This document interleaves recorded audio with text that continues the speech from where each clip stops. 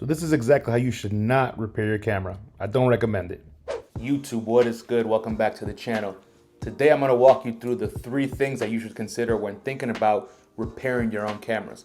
Obviously, this is not a step-by-step manual as to how to repair cameras. But in this video, I'm going to talk about the 3 things that you should consider when actually trying to repair a camera. So let's jump into it. Number 1 has to do with information and research. So everybody, before you jump in and repair any camera, of course, you need to look up manuals, you need to look up information, you need to look up advice. And that'll be specific to your particular camera. In this case, I have the Canon P, and I had some rangefinder issues, and I wanted to calibrate it. So what I did was I went on YouTube, of course, first, and found a couple videos that I thought looked pretty good and had really good information. I only looked at those videos, and I went off of those videos when actually trying to repair this camera. And those videos recommended that I actually remove the top plate here, accessing the inside of the camera, and then, start tinkering with the rangefinder bolts. And ultimately, that perhaps wasn't necessary. I found some alternate documentation in the future after I gave up on repairing my camera that actually suggested that I didn't have to remove the top plate or even get inside the camera really at all. That other article that I found actually said I could take off this little cover right here for the rangefinder lens. And actually from there, I can kind of adjust it. Very interesting, 2 different kind of ways of doing it. I still don't really know which way is the right way, but all I know is that I opened up my camera and basically tried to do surgery on it, and that probably wasn't smart. So before you do anything, you gotta make sure the information that you have is good. And that's why you should look at a lot of different sources of information. Don't just go off of one thing. Look at lots of different sources, talk to other people who've repaired their own cameras and see what they suggest. And, maybe just Google a couple things in some forums to see, what people's appetite was and kind of their experiences when it came to repairing your specific camera. Because ultimately, it's not that straightforward potentially. Unless you have a very specific manual, something that came directly from the brand or the factory. If you find something like that, then that's probably foolproof and that probably gives you exactly what you want. But that's not what I found with the Canon P. And therefore, I think it got me into some trouble. So I feel like I should have looked at more information before doing anything. So that's number 1. Number 2 has to do with tools. If you, successfully did step 1, which is found the information that you needed in order to actually repair your camera, then you're gonna have to find some good tools to actually get in there and start to do what you need to do. And there's 2 specific tools that I found to be very important. So number 1 is very small screwdrivers. And very small screwdrivers matter because all of these cameras have very tiny screws on them all over the place. And they vary in sizes as well. So you want a set. You don't wanna just have one. You want a set. And you wanna make sure they're very good as well. The ones that I bought a long time ago were pretty crappy, and when it came time to actually use them on this camera, I failed tremendously. The screwdriver itself was kind of loose, and when you would spin it, it would just kind of spin. The actual, screwdriver head versus the actual grip just didn't work at all. And the grip on the thing was also just not good at all. So you want to make sure you get something good, something that clearly looks professional and kind of heavy duty and industrial. And you need a range because, like I said, these have very different screws all over the place. And I'm sure this isn't the only camera that has very different screws depending on what you're trying to unscrew.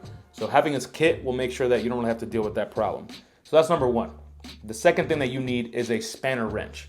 And I had no idea what this was until I started digging around and doing some research. And basically, this is a tool that typically is used to repair lenses.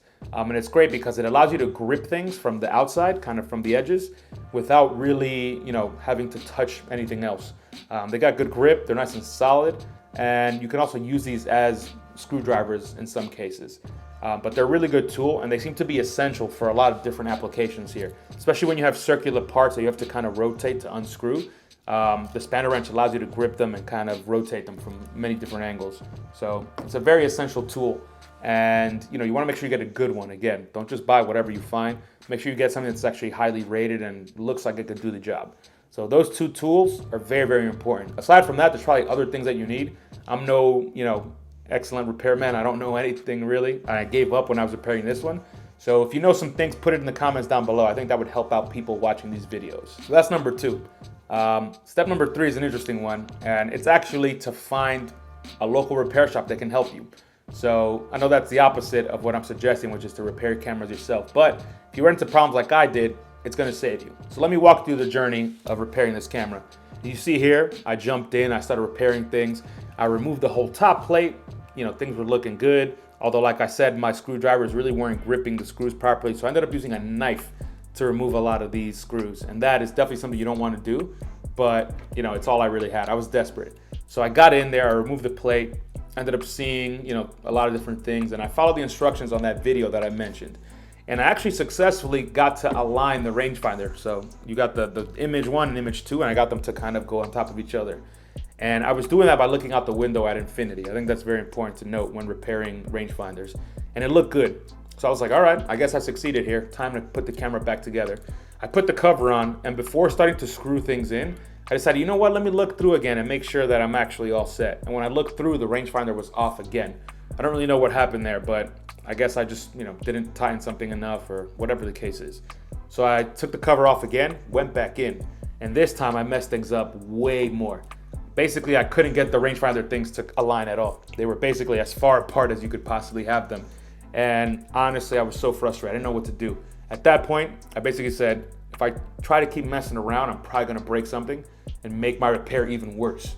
So I decided, you know what? Let's just put the camera back together, exactly how I found it initially, and then let's take it to a repair shop. So I worked backwards, got everything on there, managed to get all the screws back on, even though these screws are so hard to work with a knife, because the knife is wide, and there's no wide spaces here when kind of dealing with the screws. So anyways, I got it all back put together, and then it was time to find a repair shop. I had a repair person's phone number a while ago, and I actually lost it, and that was the person that worked in my Pentax X7. So I decided, you know what, I'm gonna have to go to a shop. So I went to a local shop here called Aperture. It's in London, and it actually has 2 different locations, and one of the locations is a Leica store as well.